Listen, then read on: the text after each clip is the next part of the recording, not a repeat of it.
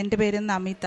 ആദ്യമായിട്ട് ഈ കൃപാസന അൾത്താരയിൽ ഇവിടെ വന്ന് ഇങ്ങനെ ഒരു സാക്ഷ്യം പറയാനായിട്ട് എനിക്ക് അവസരം അനുവദിച്ചു തന്ന മാതാവിനും അമ്മ മാതാവിനും തിരുക്കുമാരനും 1000 നന്ദി പറയുന്നു. എൻ്റെ ഒരു വലിയ ആഗ്രഹമായിരുന്നു ഈ അൾത്താരയിൽ എൻ്റെ മോളെയും ഹസ്ബൻഡിനെയും കൂട്ടി വന്ന് ഒരു സാക്ഷ്യം പറയണമെന്ന്. ഞാൻ കോഴിക്കോട് നിന്നാണ് വരുന്നത്. ഞങ്ങൾ ഖത്തറിലായിരുന്നു. ഹസ്ബൻഡ് ഖത്തറിലാണ് വർക്ക് ചെയ്തുകൊണ്ടിരുന്നത്. ഇപ്പം സ്ഥലം മാറി സൗദിയിലേക്ക് മാറിയിട്ടുണ്ട്. ഞാൻ 2020 ആദ്യമായിട്ട് കൃപാസനത്തിനെ കുറിച്ച് അറിയുന്നത്. അന്ന് എൻ്റെ ഒരു സുഹൃത്തിൻ്റെ ഭർത്താവിൻ്റെ ക്യാൻസർ പിടിച്ചപ്പോൾ അദ്ദേഹത്തിന് വേണ്ടിയിട്ടാണ് ഞങ്ങൾ ഗ്രൂപ്പായിട്ട് ഇങ്ങനെ പ്രാർത്ഥിക്കാൻ വേണ്ടിയിട്ടാണ് ഞാൻ ആദ്യമായിട്ട് ഓൺലൈൻ ഉടമ്പടി എടുക്കുന്നത്. അത് കഴിഞ്ഞ് 2020 കോവിഡൊക്കെ വന്ന സമയത്ത് എനിക്ക് പെട്ടെന്നൊരു ഞാൻ ഹെൽത്തിലാണ് വർക്ക് ചെയ്യുന്നത്. ഹെൽത്ത് ഡിപ്പാർട്ട്മെൻറ്റ് ഹമദിലായിരുന്നു വർക്ക് ചെയ്തുകൊണ്ടിരുന്നത്, ക്ലിനിക്കൽ റിസർച്ച് കോർഡിനേറ്ററായിട്ട്. അപ്പോൾ എനിക്ക് എപ്പോഴും ഇങ്ങനെ ഹൃദയത്തിൽ ഇങ്ങനെ ഇടിക്കുന്ന പോലെ തോന്നും, ഒരു ശ്വാസമുട്ട് പോലെ തോന്നും. അപ്പോൾ ആ കോവിഡിൻ്റെ സമയപ്പോൾ എല്ലാവരും പറഞ്ഞു ടെൻഷൻ കാരണമാണ്, നമുക്ക് എപ്പോഴും ഹെക്ടിക് വർക്ക് ഷെഡ്യൂളായിരുന്നു.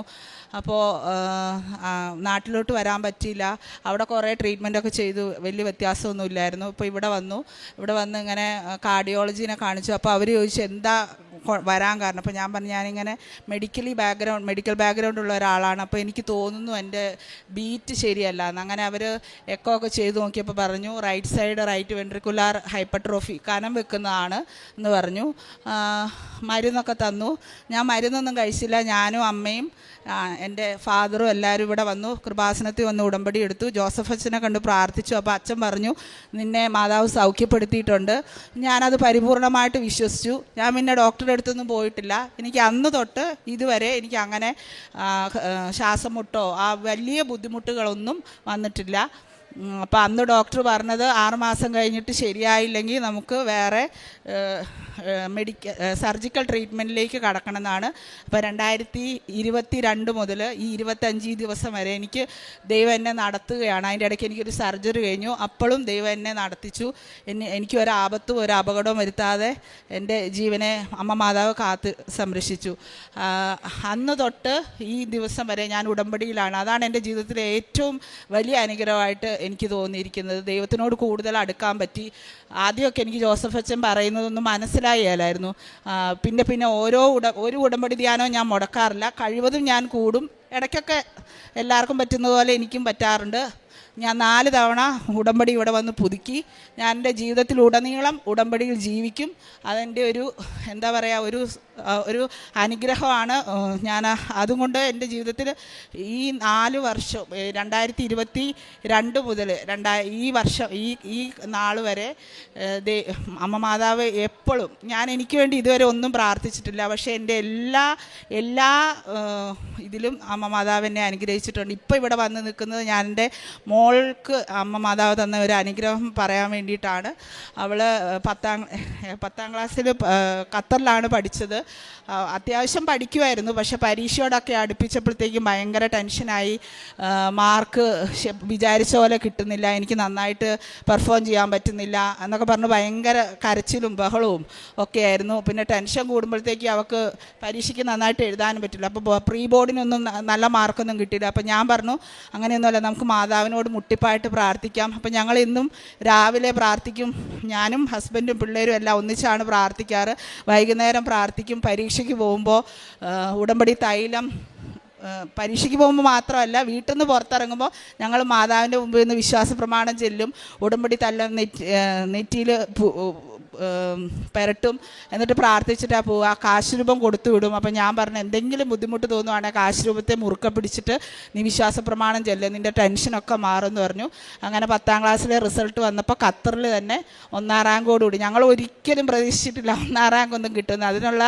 അങ്ങനെയുള്ള പഠിക്കും എന്നല്ലാതെ 1ാം റാങ്കിനൊന്നും ഉള്ള കഴിവുള്ള അങ്ങനെ ഞങ്ങൾ വിചാരിക്കാത്തതാണ്. അങ്ങനെ ദൈവം 1ാം റാങ്ക് തന്ന് അനുഗ്രഹിച്ചു. അമ്മ മാതാവിൻ്റെ അനുഗ്രഹത്താൽ അത് നടന്നു. അത് കഴിഞ്ഞ് അവളെ ഇവിടെ നാട്ടിൽ കൊണ്ട് ചേർത്തു എൻട്രൻസിന്. ഇവിടെ വന്നു കഴിഞ്ഞപ്പോൾ അപ്പം ഗൾഫിൽ വളർന്ന കുട്ടിയാണ്. ഇവിടെ വന്ന് ഭയങ്കര ബുദ്ധിമുട്ട്, ടെൻഷൻ, പ്രഷർ. അങ്ങനെ ഞാൻ എൻ്റെ ജോലി ഉപേക്ഷിച്ചിട്ട് ഇവർക്ക് സഹായത്തിന് വേണ്ടി ഞാനും നാട്ടിലോട്ട് വന്നു. ഹസ്ബൻഡ് അവിടെ തന്നെ നിൽക്കുമായിരുന്നു. അപ്പോൾ 11ാം ക്ലാസ്സും എൻട്രൻസിന് പഠിക്കുന്ന പിള്ളേർക്കറിയാം അതിൻ്റെ ഒരു ടെൻഷൻ. പ്രത്യേകിച്ചും പെൺകുട്ടികളാകുമ്പോഴത്തേക്കും അവർക്ക് പല ബുദ്ധിമുട്ടുകളാണ്. പലപ്പോഴും തളർന്നു പോകുന്ന പോലെ തന്നെ എനിക്ക് തോന്നിയിട്ടുണ്ട്. ഞാനപ്പോൾ മാതാവിനെ വിളിച്ച് കരഞ്ഞു പറയും, എനിക്ക് വേറെ ആരുമില്ല മാതാവേ, എങ്ങനെയെങ്കിലും ഒന്ന് ഇവക്കൊരു ആത്മവിശ്വാസം കൊടുക്കണം. ഒട്ടും ആത്മവിശ്വാസം ഇല്ലായിരുന്നു. അങ്ങനെ 12ാം ക്ലാസ്സിൽ JEE മെയിൻ്റെ എക്സാം വന്നു. JEE മെയിൻ്റെ എക്സാം വന്നപ്പോൾ മോഡൽ എക്സാമിനൊന്നും മാർക്കില്ല. അപ്പോൾ പറയും, അപ്പോൾ ഇവക്ക് ദേഷ്യം വരും, സങ്കടം വരും, കരയും, ചിലപ്പോൾ ദേഷ്യപ്പെടും. അപ്പോഴൊക്കെ ഞാൻ പറയും, ജോസഫ് അച്ഛൻ്റെ എപ്പോഴും പറയുന്നത് പോലെ നമ്മുടെ മെറിറ്റിലല്ല, മാതാവിൻ്റെ ഗ്രേസിലാണ്, നീ അങ്ങനെ പ്രാർത്ഥിക്കുക, എനിക്ക് മെറിറ്റില്ല, അമ്മ മാതാവ് സഹായിച്ചേ പറ്റുള്ളൂ. അങ്ങനെ JEE മെയിൻ എക്സാം വന്നു, എഴുതി, ഭയങ്കര ഡെസ്പായി, പറഞ്ഞു മാർക്കൊന്നും കിട്ടുകയില്ല. അപ്പോൾ ഹസ്ബൻഡ് പറഞ്ഞു, നീ പ്രാർത്ഥിച്ചാൽ നമുക്ക് കിട്ടാത്ത ഒന്നുമില്ല. അങ്ങനെ റിസൾട്ട് വന്നു. 99.69% നല്ലൊരു റാങ്ക്, ഓൾ ഇന്ത്യയിൽ 4000 അടുപ്പിച്ച് റാങ്ക് കിട്ടി. അങ്ങനെ JEE അഡ്വാൻസിന് ക്വാളിഫൈ ചെയ്യുക. അപ്പോൾ ഇവളുടെ ഒരു പ്രശ്നം എന്ന് പറഞ്ഞാൽ ഇവൾ ബോർഡ് എക്സാമിന് വേണ്ടി പഠിച്ചിട്ടില്ലായിരുന്നു. അതിന് CBSEയുടെ 12ാം ക്ലാസ് കോൺസെൻട്രേറ്റ് ചെയ്യില്ല, എൻട്രൻസ്. അപ്പോൾ അതിന് വേറെ സബ്ജക്റ്റ് ഉണ്ടല്ലോ. അങ്ങനെ 12ാം ക്ലാസ്സിലെ പരീക്ഷയുടെ സമയത്ത് 75% അതിന് മാർക്ക് വേണം, എന്നാലേ JEE എന്ത് കിട്ടിയിട്ടും കാര്യമുള്ളൂ, കോളേജിൽ അഡ്മിഷൻ കിട്ടുള്ളൂ. അപ്പോൾ പരീക്ഷയുടെ പോകുന്നതിൻ്റെ തലേദിവസം പറഞ്ഞു, ഞാൻ പഠിച്ചു തീർന്നിട്ടില്ല, എനിക്ക് നന്നായിട്ട് എഴുതാൻ പറ്റൂല, ഞങ്ങൾ പറഞ്ഞു പ്രതീക്ഷകൾ നമുക്കല്ല, നമ്മൾ ദൈവത്തിനോട് പ്രാർത്ഥിക്കുക. ഞാൻ എന്നും ചെയ്യുന്ന പോലെ തന്നെ മോൾക്ക് കാശ് രൂപം കൊടുത്തു വിട്ടു, വിശ്വാസ പ്രമാണം ചൊല്ലി. പിന്നെ ജോസഫ് അച്ഛൻ്റെ പരീക്ഷയ്ക്ക് പോകുന്ന അന്ന് അച്ഛൻ പ്രത്യേക പ്രാർത്ഥന ഉണ്ടായിരുന്നു പരീക്ഷയ്ക്ക് പോകുന്ന കുട്ടികൾക്ക് വേണ്ടിയിട്ട്, അതെന്നും കൂടി. അങ്ങനെ ആളുകൾ പരീക്ഷയ്ക്ക് പോയത്. പരീക്ഷ കഴിഞ്ഞ് വന്നിട്ട് പറഞ്ഞു, എൻ്റെ കുറേ തെറ്റിയെന്നാണ് തോന്നുന്നത്, നിങ്ങൾ വലിയ പ്രതീക്ഷിക്കുകയൊന്നും ചെയ്യരുത്, മാർക്കൊന്നും നല്ലത് കിട്ടുമെന്ന് തോന്നുന്നില്ല. അപ്പോൾ ഹസ്ബൻഡ് പറഞ്ഞു, അങ്ങനെയാണെങ്കിൽ നമുക്ക് പ്ലാൻ B വേണം. JEE മെയിൻ്റെ റാങ്ക് വെച്ചിട്ട് NITയിലൊന്നും കിട്ടുക 75% കിട്ടുമെന്ന് ഉറപ്പില്ല, നീ പ്രൈവറ്റിലും കൂടെ അപ്ലൈ ചെയ്തോന്നൊക്കെ എന്നോട് പറഞ്ഞു. അപ്പോഴും എനിക്ക് പൂർണ്ണ വിശ്വാസമായിരുന്നു എൻ്റെ മാതാവ് അനുഗ്രഹിക്കും, മാതാവ് കൂടെ ഉള്ളപ്പോൾ എനിക്ക് ഒരു തരത്തിലുള്ള വിഘ്നങ്ങളും വരില്ല എന്ന് എനിക്ക് പൂർണ്ണ വിശ്വാസമായിരുന്നു. അങ്ങനെ പരീക്ഷയുടെ റിസൾട്ട് വന്നു. ഞാൻ ഇവളോട് പറഞ്ഞു, അത് നീ പോയി മാതാവിൻ്റെ അടുത്ത് പോയി പ്രാർത്ഥിക്ക്, എന്നിട്ട് നീ വന്നിട്ട് റിസൾട്ട് നോക്കിയാൽ മതി എന്ന് പറഞ്ഞു. അങ്ങനെ ഞാനും ഇവളും കൂടെ പോയി വിശ്വാസ പ്രമാണം ചൊല്ലി. അങ്ങനെ ഇവൾ റിസൾട്ട് നോക്കിയപ്പം ഞങ്ങൾക്ക് തന്നെ, നമ്മൾ വിചാരിച്ചത് കഷ്ടിമുഷ്ടി ഒരു 70% കിട്ടും എന്നായിരുന്നു വിചാരിച്ചത്. 500-ൽ 497 മാർക്ക്. ഇവൾ കുറച്ച് നേരം ഇങ്ങനെ നോക്കിയിരുന്നു, പിന്നെ കരഞ്ഞിട്ട് പറഞ്ഞു, അമ്മ ഇതെൻ്റെ മാർക്കല്ല, ഇത്ര ഒന്നും ഞാൻ എഴുതിയിട്ടില്ല, അപ്പോൾ ഓൾ ഇന്ത്യ റാങ്ക് 3 ആണ്, ഇതെൻ്റെ മാർക്കല്ല അമ്മ, മാറിപ്പോയി. ഞാൻ പറഞ്ഞു, ഇതാ ഞാൻ നിന്നോട് പറഞ്ഞില്ലേ, മാതാവിൽ വിശ്വസിച്ച് പ്രാർത്ഥിച്ച മാതാവ് തരാത്തത് ഒന്നുമില്ല. ഞാനിപ്പോഴും വിചാരിക്കുന്നു എൻ്റെ മാതാവ് കൊടുത്ത മാർക്കാണ്. ഒരിക്കലും ഇവൾ അത്രയും ടെൻഷൻ അടിച്ച് ഒരു കോൺഫിഡൻസും ഇല്ലാതെ എഴുതിയ പരീക്ഷയാണ്. ഇവൾ പരീക്ഷ എഴുതാൻ പോകുമ്പോൾ ഞാൻ മെഴുകുതിരി കത്തിച്ച് വെക്കും വീട്ടിൽ, എന്നിട്ട് ഞാൻ പള്ളിയിൽ പോവും. ഞങ്ങളുടെ അവിടെ ഒരു കാശ് രൂപമൊക്കെ കൊടുത്തു വിടും, നെറ്റിയിൽ ഉടമ്പടി തൈലം പുരട്ടി വിടും. അപ്പോൾ എൻ്റെ അമ്മയ്ക്ക് ഇപ്പം പ്രായം ഇതായതുകൊണ്ട് ഉടമ്പടി ഇവിടെ എടുത്തിട്ടുണ്ട്. അപ്പം ഞാൻ അമ്മേനോട് പറയും, അമ്മയും മെഴുകുതിരി കത്തിച്ച് വെക്കണം എന്ന്. ഞങ്ങളുടെ അവിടെ ഒരു നിത്യാരാധന പള്ളിയുണ്ട്, അവിടെ പോയിരുന്നു ഞാൻ മാതാവിനോട് കരഞ്ഞു പ്രാർത്ഥിക്കും.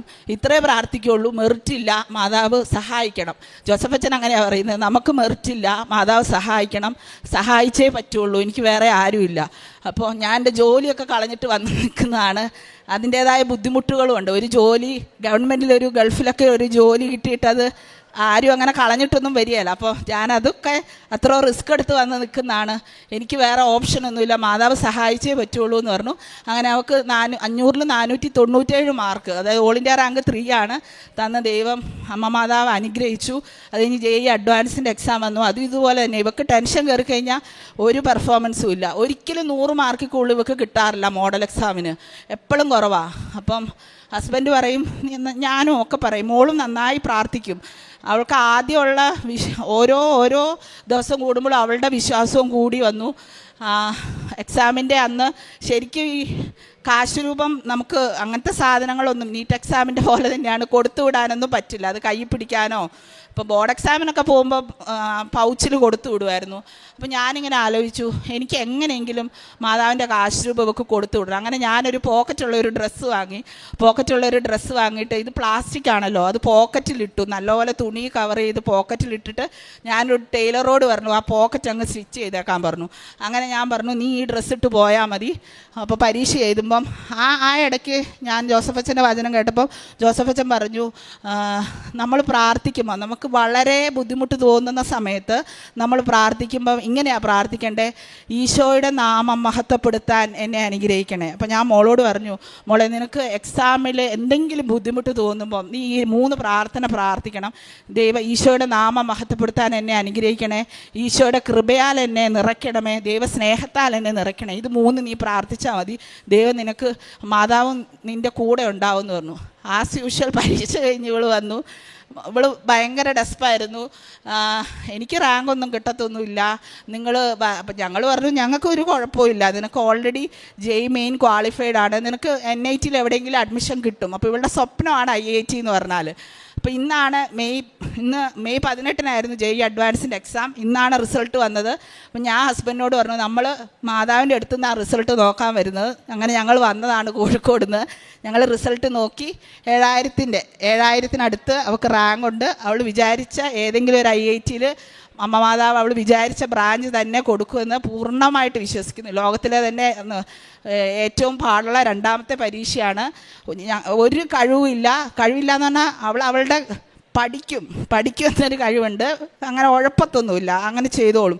പക്ഷെ അത് മാത്രം പോരല്ലോ, പല ഫാക്ടേഴ്സ് ഉണ്ട് നമുക്കൊരു കോമ്പറ്റീറ്റീവ് എക്സാമിന് പെർഫോം ചെയ്യാനായിട്ട്. അതൊന്നും എൻ്റെ മോക്കില്ല. അതെല്ലാം തന്നത് അമ്മ മാതാവാണ്. ഞാൻ ആദ്യം ഇതും കൂടെ അച്ഛൻ എന്നോട് നീട്ടി പറയരുതെന്ന് പറഞ്ഞിട്ടുണ്ട്. ഞാൻ കൃപാസനത്തിന് ആദ്യം വന്നപ്പോൾ ആദ്യം എനിക്ക് വലിയ ഇതില്ലായിരുന്നു. എന്തിനാണ് ഇവിടെ വന്ന് പ്രാർത്ഥിക്കുന്നത്, അവിടെ മാതാവില്ലേ. ഞാനൊരു ദൈവവിശ്വാസിയാണ് തികഞ്ഞ. പണ്ട് തൊട്ടേ പള്ളിയിൽ പോവും, മാതാവ് എന്നോട് പ്രാർത്ഥിക്കും. പക്ഷേ കൃപാസനത്തിൽ വരേണ്ട കാര്യം എന്താണെന്ന് ഞാൻ എപ്പോഴും ആലോചിക്കുമായിരുന്നു. അപ്പോൾ എൻ്റെ സിസ്റ്റർ ഇൻ ലോയുടെ അമ്മയാണ്, ആൻറ്റിയാണ് എനിക്ക് തന്നിട്ട് നീ ഒന്ന് പോ നമി എന്ന് പറഞ്ഞിട്ട് എന്നെ വിട്ടതാണ്. അപ്പോൾ ഞാനിത് തിരിച്ച് ചെന്ന് എൻ്റെ കുറേ കസിൻസിനോടൊക്കെ പറഞ്ഞപ്പോൾ അവരെന്നെ കളിയാക്കി. അപ്പം ഞാൻ പറഞ്ഞു, ഒരു ദിവസം ഞാൻ ഇവിടെ നിന്ന് ഞാൻ സാക്ഷ്യം പറയും, അത് നിങ്ങൾ കേൾക്കും, അപ്പോൾ നിങ്ങൾ മാതാവിൽ വിശ്വസിക്കുന്നു. അപ്പോൾ ഞാൻ വിശ്വസിക്കുന്നത് ഞാനീ പറയുന്ന സാക്ഷ്യം എൻ്റെ കുറേ കസിൻസ് കേൾക്കുന്നുണ്ടാവും, അവർക്കും ഒരു അനുഭവം വരും, അവരും അമ്മ മാതാവിൽ വിശ്വസിക്കും. എനിക്ക് ഇത്രയും നാളും ഈ നിമിഷം വരെ എന്നെ കരുതലോടെ കാത്ത ഞാൻ ഒരിക്കലും എനിക്ക് വേണ്ടി പ്രാർത്ഥിച്ചിട്ടില്ല.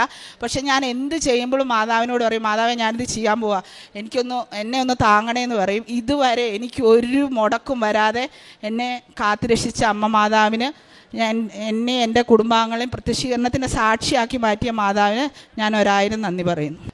പ്രേക്ഷിത പ്രവർത്തനം എന്ന് പറഞ്ഞിട്ടുണ്ടെങ്കിൽ നമ്മൾ നാട്ടിലിങ്ങനെ, ഞങ്ങൾ ഗൾഫിലായിരുന്നു. അവിടെ കഴിഞ്ഞ സാക്ഷ്യത്തിൽ പറഞ്ഞ പോലെ പരിമിതികളുണ്ട്. പക്ഷെ ഞങ്ങൾ അവിടെ ഈ പാവങ്ങൾക്ക് ഭക്ഷണം കൊടുക്കാറുണ്ടായിരുന്നു. പിന്നെ പത്രം കൊടുക്കും. പിന്നെ ഉടമ്പടിയിൽ പറയുന്ന ഒരു കാര്യവും ഞാൻ ലംഘിച്ചിട്ടില്ല.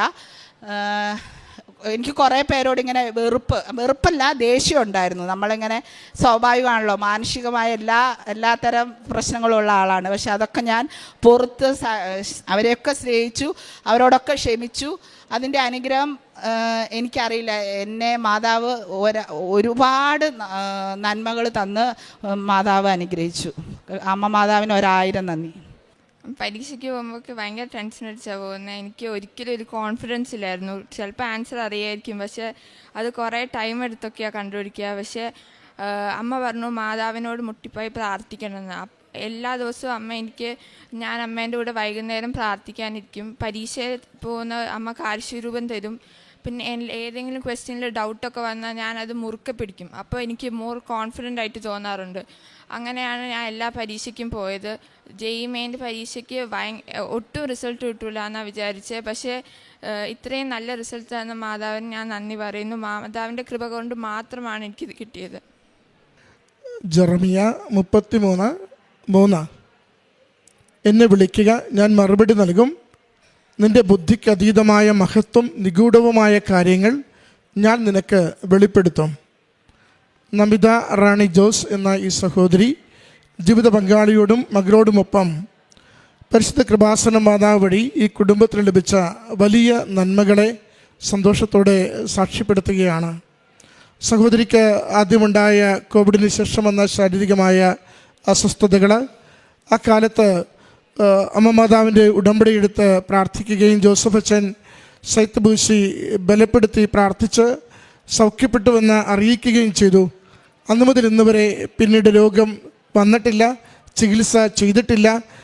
പൂർണ്ണമായും അമ്മയിൽ ആശ്രയിച്ച് ആരോഗ്യം നേടിയതിൻ്റെ സാക്ഷ്യമാണ് മകൾ ആദ്യം പങ്കുവച്ചത്. എന്നാൽ പ്രധാനമായും സഹോദരി പങ്കുവച്ചത് മകൾ ദിയയുടെ സാക്ഷ്യമാണ്.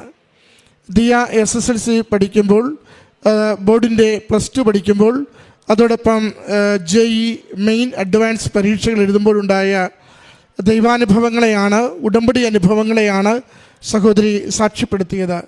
വ്യക്തമായിട്ട് സഹോദരി പറയുന്നുണ്ട്, ഓരോ പരീക്ഷയുടെ കാലത്തും ഉടമ്പടിയിൽ ഉറച്ചാണ് മുന്നോട്ട് പോയിക്കൊണ്ടിരുന്നത്.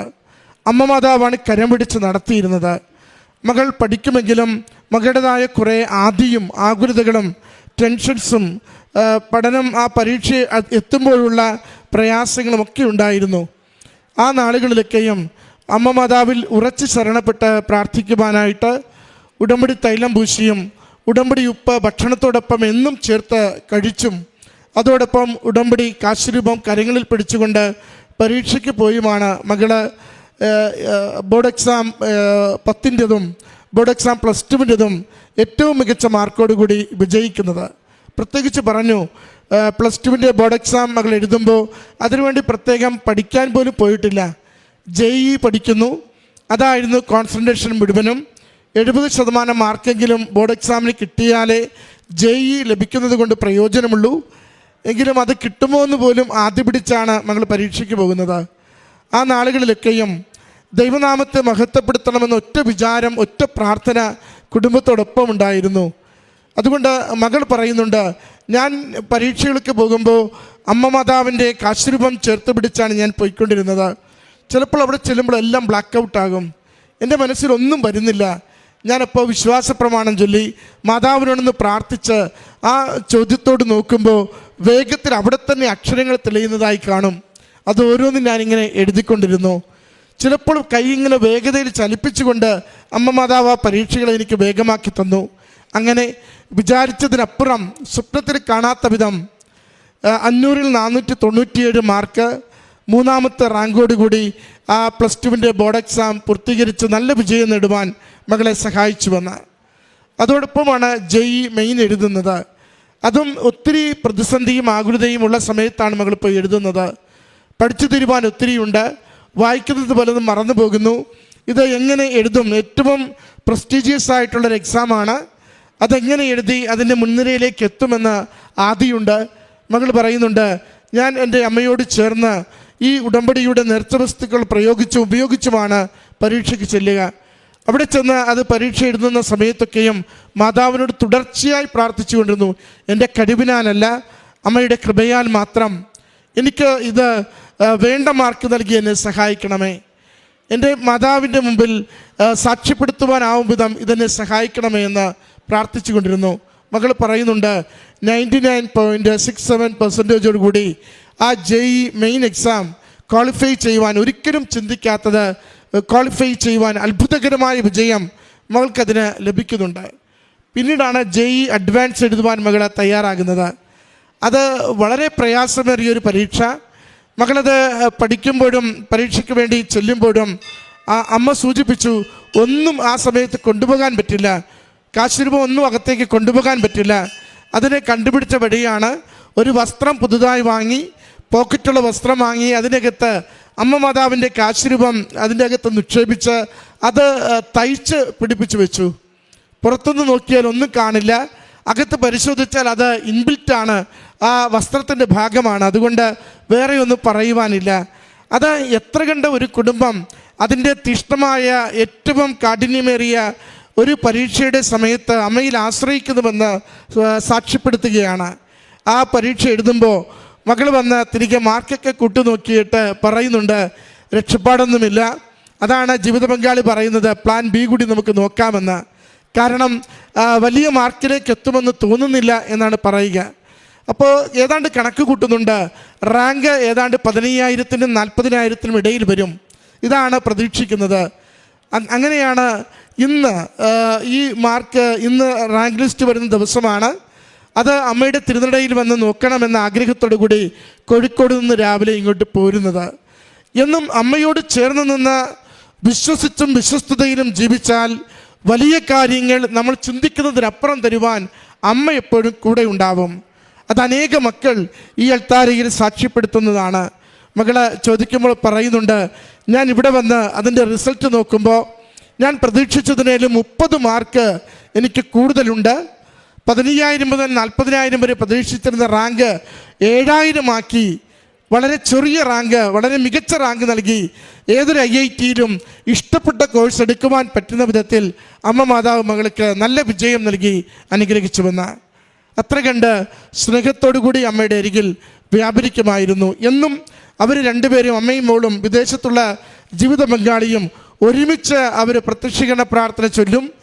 എന്നും ഡെയിലി ബ്രെഡിൽ പങ്കുചേരും.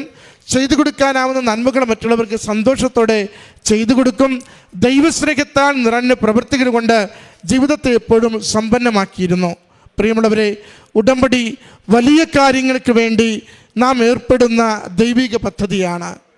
അത് വലിയ കാര്യങ്ങൾ, വലിയ അനുഗ്രഹങ്ങൾ നമ്മുടെ കഴിവിനപ്പുറം, ചിന്തയ്ക്കപ്പുറം, സമയച്ചുരുക്കത്തിൽ അമ്മ മാതാവ് നമ്മുടെ കരങ്ങളിലേക്ക് ഏൽപ്പിച്ചു തരുന്ന തിരുക്കുമാരൻ്റെ അനുഗ്രഹത്തിൻ്റെ തുടർച്ചയായ അവസരങ്ങളാണ്.